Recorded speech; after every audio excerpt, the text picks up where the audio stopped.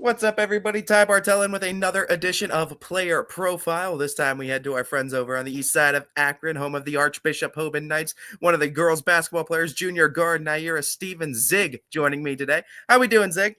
I'm doing great. How are you? I'm not doing too bad myself, and you're not doing too bad this year as well, with another successful year with the Knights, too. And you've improved your game drastically from last year, too. You had a great sophomore season, but you're having an even better junior year. I guess start right there. Talk to me about the work that went into the offseason, too. What were some of the things you wanted to get better at and highlight on your resume going into the season? Last year we had more senior leadership on the team.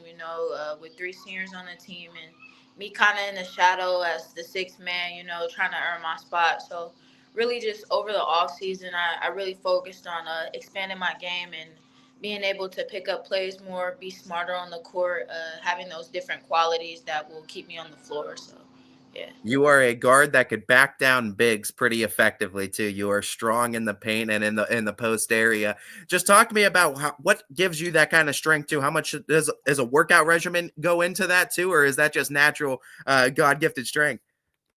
Well, if you ask my mom, she'll probably say it's natural, but I do weight room. I mean, every week the team is in there, so and we make sure to lift heavy. I try my hardest. I go my hardest in the weight room. I love being in there, so yeah. There's no doubt about Archbishop Hoban too, and both boys and girls basketball. You guys bolster the schedule up. It's a gauntlet you guys have to get through.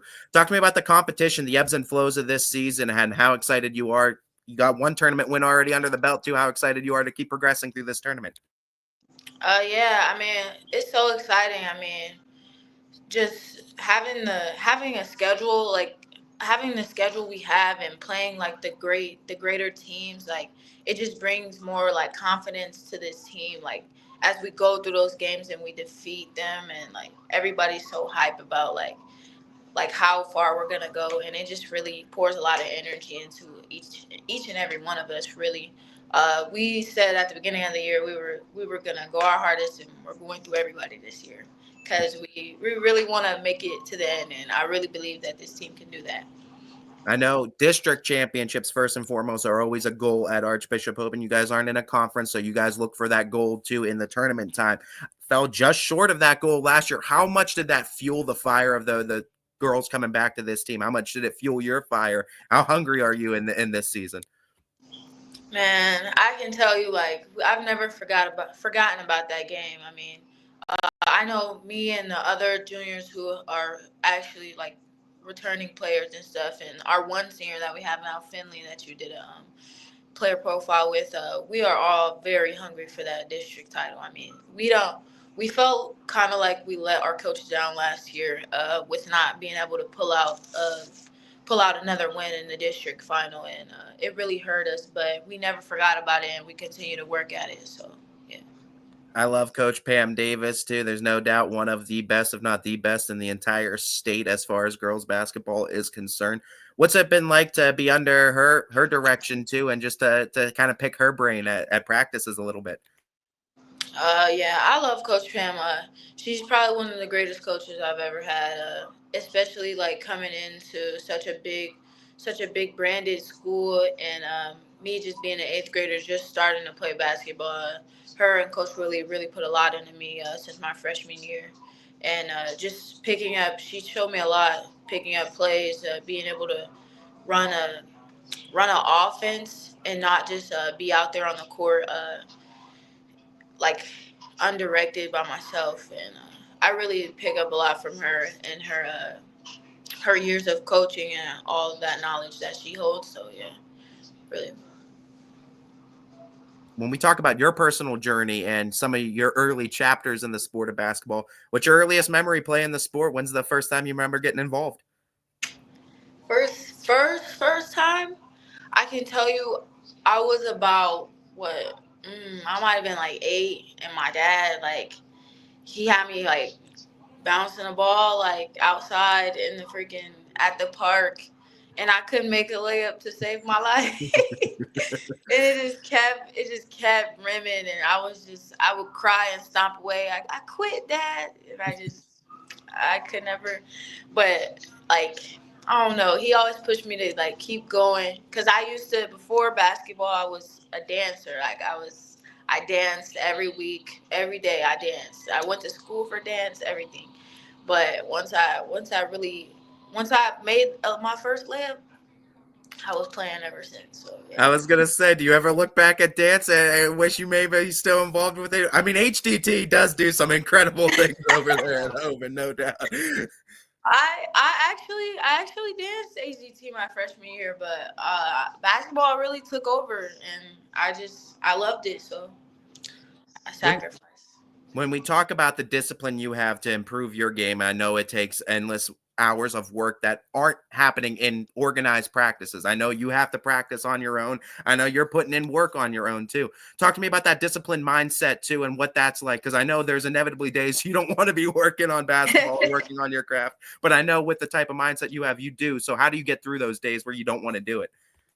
I mean, those days where you don't want to do it, I mean, you just gotta do it. I may it might not be the first thing in my mind. Oh, go to the gym on a Sunday, but I mean, if I could get in there, I need to get in there. I know how much my position means to this team, and I know in order for my team to be successful, I need to be successful. So I just continue to work at it, and I continue to overcome all the fatigue, and I just keep pushing. So yeah. Going from middle school to high school, what was the biggest adjustment for you just playing that type of basketball at the high school level? It was huge. I mean, in middle school, I was more so used to being in the spotlight, 20 every game, girls not being really competitive in the city where I am. So it's just like in middle school, it was all fun and games, just running, doing my own thing. But coming into high school, I know they expect me to be a scorer and not so soon, but uh all those plays and like more a more structured program was like really hard for me to grasp, and as a young player like who's never really played on like a really like structured team, it was a lot.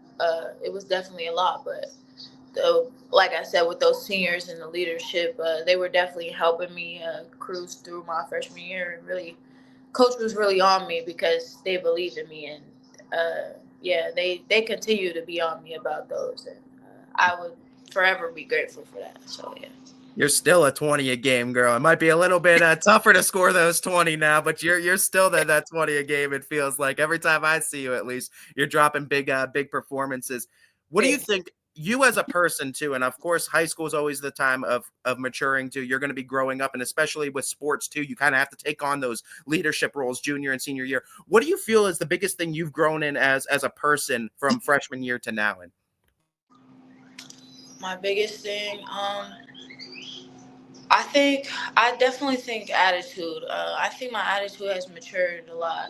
I know, like as a freshman, you want to be right there with the varsity players, but I just wasn't there yet. Mentally, I wasn't there yet, and physically, I had to just keep pushing. So mentally, I definitely feel like my mind has matured in the game of basketball, and I continue to pick up things and learn things. That I continue to work on and need to keep working on. So yeah. I like the fact that you were able to critique yourself with that too, and then realize, at the time I wasn't ready. Do you feel like that's a quality? Being able to critique yourself is something necessary to have to be great in the sport. Yes, definitely. I feel like people get a lot of criticism as a player in basketball. Whether it's your performance, what you did that night, what you didn't do. But you gotta always like just see the bigger picture. Like I don't really shame myself on one bad game. I might have a little fit by myself, but I won't ever let anyone else see that. So yeah. I know Archbishop Hoban too takes academics very serious, and you are a student athlete too, student coming before the athlete part. How much time management goes into weighing the academic side as well as the athletic side for you in a day-to-day basis? I mean, in the morning, I mean, we get to school pretty early, but all day I'm working because I know I gotta stay eligible. So all day I'm working. Freshman year, I can't lie, I might have struggled a little bit, but like seeing like how big the workload was at Hoban, and seeing the environment. The teachers really care, so that helped me too. Going to tutors, keeping a study hall in my schedule, being able to persevere, and teachers being very lenient with me, making sure I can get my assignments in on time and stuff. So yeah, it was pretty.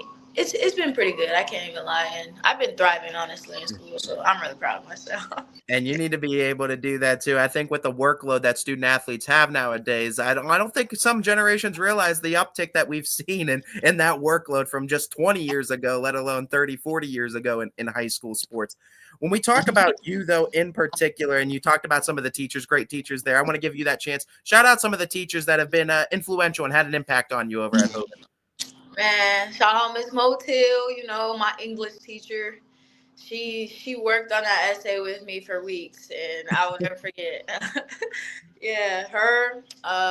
Definitely my math teacher, Mr. Motil, her husband. I sometimes struggle in algebra, but he continues to, help me, give me extra time on my test. Shout out him. Definitely, all my teachers for real. My art teacher, helping me. I be having a little bit of struggle turning in my assignments, but she definitely makes sure I get them in on time. So Yeah. I get it. I was a bit of a procrastinator myself in the high yeah. school years too. I struggled with that a little bit Yeah, myself. man. Yeah, When I got to work on that time management, definitely. hey, absolutely too. But there's always room for improvement, no doubt too. And just a junior, you'll figure it out too sooner or later too. Senior year coming up. Talk to me though, in your mind. I mean, teaching, coaching, there's a lot of parallels too. And I mean, you see the best in both too. What do you think makes a good teacher or a good coach in your personal opinion? Um, I mean, a good teacher, a good coach, probably a good listener. Someone who can like hear me out. Answer questions. Be open to what I need, what I say I need.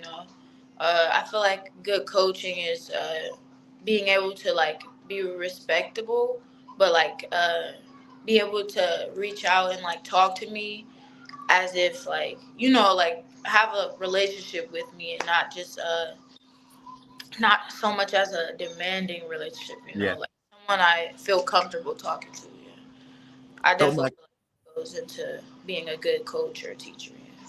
building that comfortability too, always a big thing as well. And I mean, I love to just hear the different perspectives of students too, because I mean, there's no one right answer too, but I like to hear what different students too kind of expect out of good teaching and good coaching. For you personally, I know there's a lot of girls, younger girls, that are probably looking up to you and looking up to this Knights team, wanting to have the success too, state ranked as the Knights are too in girls basketball. What's Right. some advice you give to those middle school girls, to those elementary school girls that want to see themselves in your shoes one day? I tell them keep going. I mean, I didn't come from a lot of basketball experience, and see where I am now, where I continue to hope to be. I definitely feel like that they should never let anything stop them. Don't let the words get to you, and just keep going. Just you'll be there one day. Just keep going. Your experience too, when you talk about the kind of quick experience you had to kind of pick up and learn too. What was the biggest challenge in that for you? Just remembering all those things I've learned, all the things I've been taught. Just being able to be consistent and continue to use those things as I move forward, and not forgetting those things I've learned. What's a what's a piece of coaching advice that you kind of take with you on the court each and every time, whether it's a coach, whether it's dad, whether whoever it is that said it to you? What's a piece of advice you kind of play with on the court?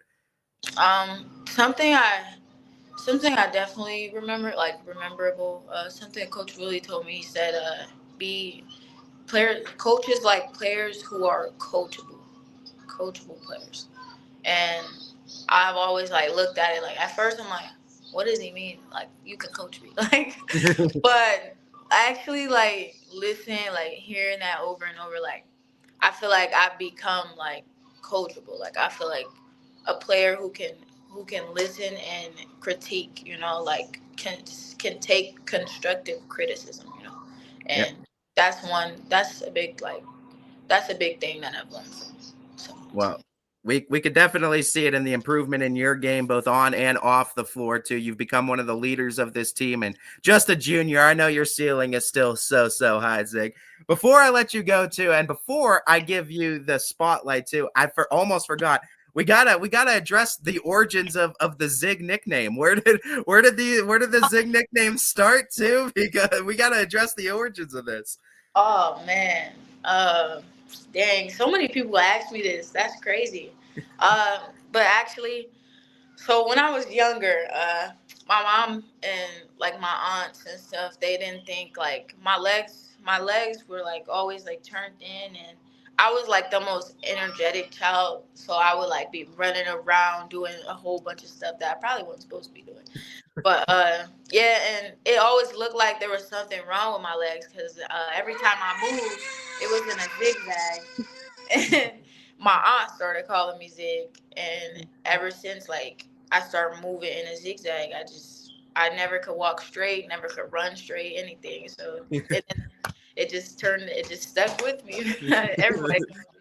I love it. I've heard that story, I think, from you before too. But for anyone that didn't hear it too, I love this story too. And that HOBAN team has been known for nicknames too, and a lot of nicknames that are on that team. And Coach Davis likes to give some out as well too. I know. Before I let you go though, I need to give you the spotlight to shine on anybody that you want to.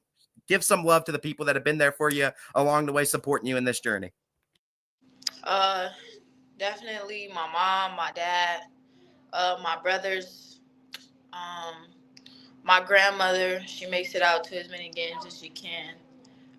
Definitely my teachers, my coaches, most definitely Miss Lewis, my middle school coach.